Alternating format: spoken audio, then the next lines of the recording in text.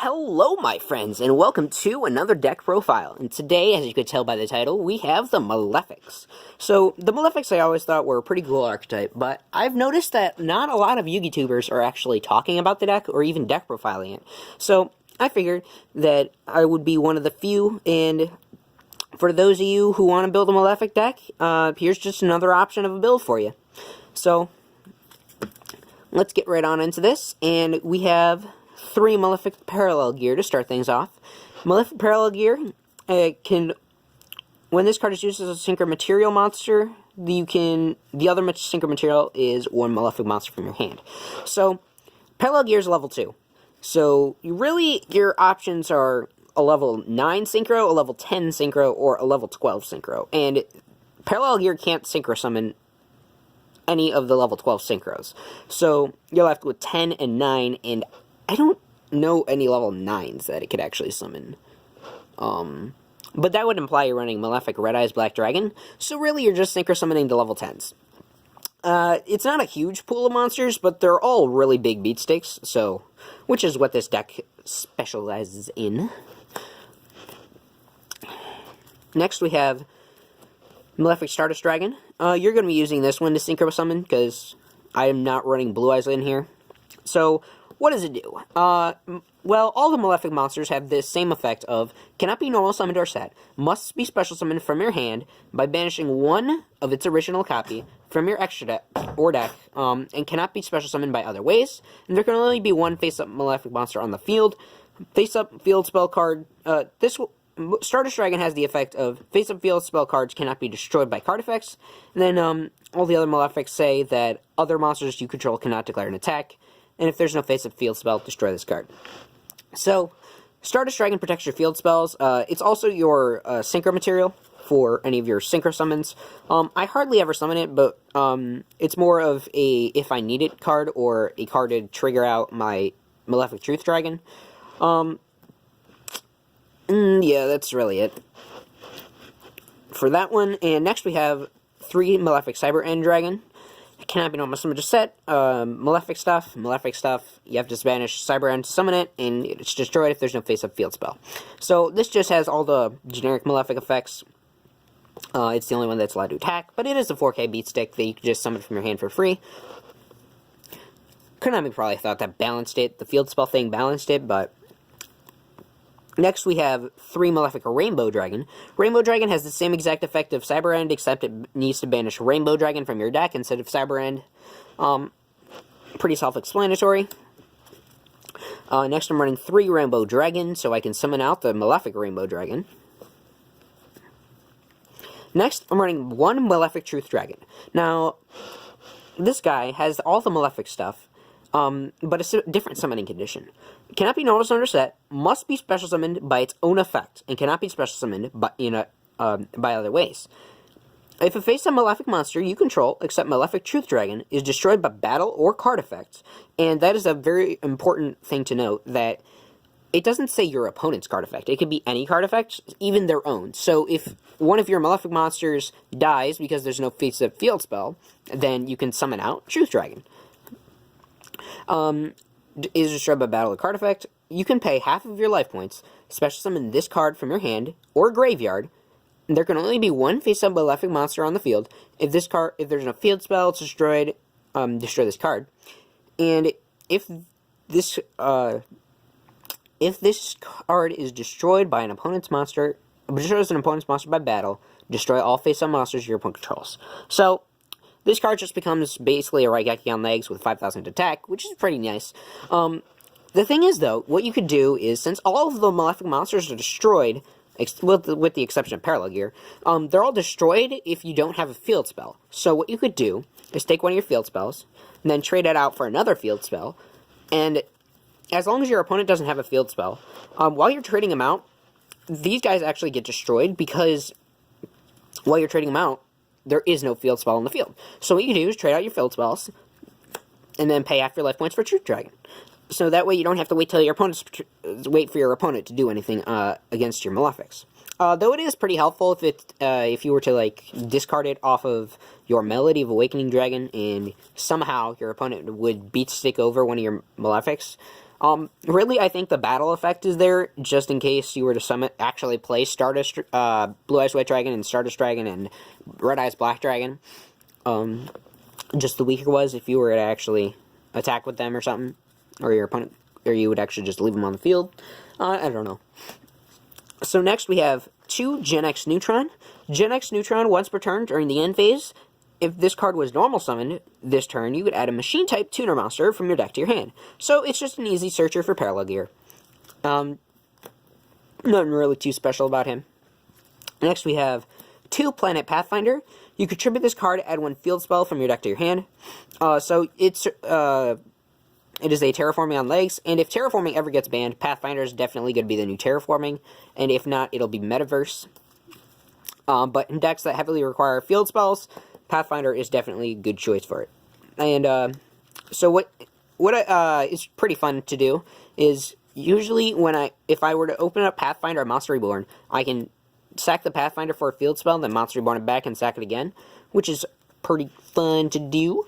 Get 2 field spells off of the 1 card. Next, we have Radian, the multi-dimensional kaiju, and then Jizkaru, the star-destroying kaiju. Jizkaru is a level 10 kaiju. It makes it really easy to go into Rail Cannon Super Dora.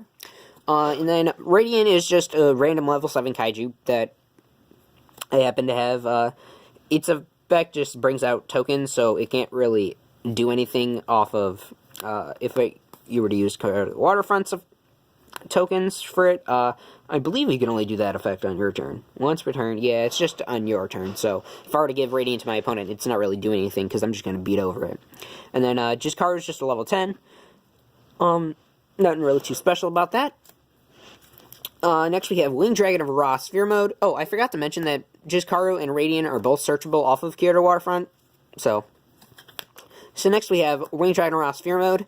Sphere Mode is just a big kaiju that is searchable off of Mound of the Bound Creator, so that's why he's in here. Next, we're running the King of D. A lot of times you're gonna have multiple field spells in your hand, and you really need your field spells, but you don't need. But eventually it just gets excessive because you have your 1 Malefic on the field, and then your field spell, and your opponent, depending on which field spell you play, your opponent's not gonna have a hard time getting rid of it. I mean, obviously this deck, cripples to anything remotely meta, but... So, King of D, this card's name becomes Lord of D while it's face up on the field, and when this card is normal summoned, you could discard 1 spell or trap card, add the Flute of Summoning Dragon, Melody of Awakening Dragon, or Dragon Revival Rhapsody from your deck to your hand. So, what you could do is discard 1 of your extra field spells to add Melody of Awakening Dragon from your deck to your hand. So, it's just a consistency booster, and since you're searching out a bunch of field spells, you're probably gonna have some extras by the time Lord of D actually makes a difference. So, next we have, for the spells, we're starting off with 2 Malefic World. It's the archetypal field spell, and when this card is face up on the field, you can activate this effect instead of conducting your normal draw for the draw phase. You choose 3 Malefic monsters from your deck, have your opponent pick 1 of them at random, add it to your hand, shuffle the rest back into your deck. So usually what you're going to do is search out Stardust Dragon or Parallel Gear so you can synchro summon easier. Or if you're in some real trouble, you can search out Cyber End or Rainbow Dragon. But you want to choose 3 of the same card so that way your opponent doesn't really have a choice in the matter. Also, Malefic World needs... Paradox Dragon needs Malefic World to stay alive, so that's why I'm running 2 of this. Next, we have 2 Mound of the Bound Creator. Level 10 or higher monsters on the field cannot be targeted or destroyed by card effects. If a face-up level 10 or higher monster on the field destroys a monster in battle and sends it to the graveyard, the player who controls the destroyed monster takes 1,000 damage. When this card on the field is destroyed and sent by card effect and sent to the grave, you could add one divine monster from your deck to your hand. So, this protects all of your level 10 guys, and with the exception of Stardust Dragon and Parallel Gear, all of your Malefics are above that, or within that threshold, and it's a field spell, so it's easily searchable in this deck, and it searches out Winged Dragon or Raw Sphere Mode if it were to ever get destroyed. Also, that 1,000 damage actually does come into play, because it if you were to smack into something with, let's just say Truth Dragon. You smack into something, inflict 1,000 damage, and let's say have Super Dora on the field.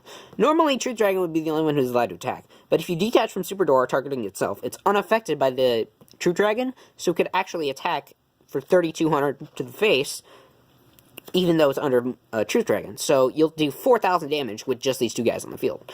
And since the Truth Dragon just blew up all their monsters, Super Dora gets that direct attack pretty easily. So next we have the Seal of Orichalcos. I just figured that a 500 attack point boost wouldn't be terrible, and the Seal of Orichalcos protects itself, so that's always fun. Field spells to protect themselves are very useful in a deck that cripples to field spells not being on the field. And so its effect says, all monsters you control gain 500 attack. Once per turn, this card cannot be destroyed by card effects. While you control 2 or more face-up attack position monsters, your opponent cannot target monsters with the lowest attack for an attack. When this card is activated, destroy all special summon monsters you control. You can add special summon monsters from your extra deck, and you can only activate this effect of Seal of Orichalcos. You can only activate the Seal of Orichalcos once per duel.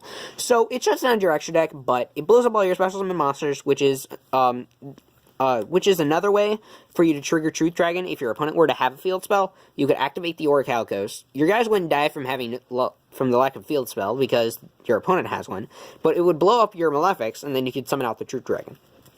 And the Truth Dragon would come out with 5,500 attack points, so I think paying half your life points for that big beat stick is pretty cool in this deck. It's definitely pretty good.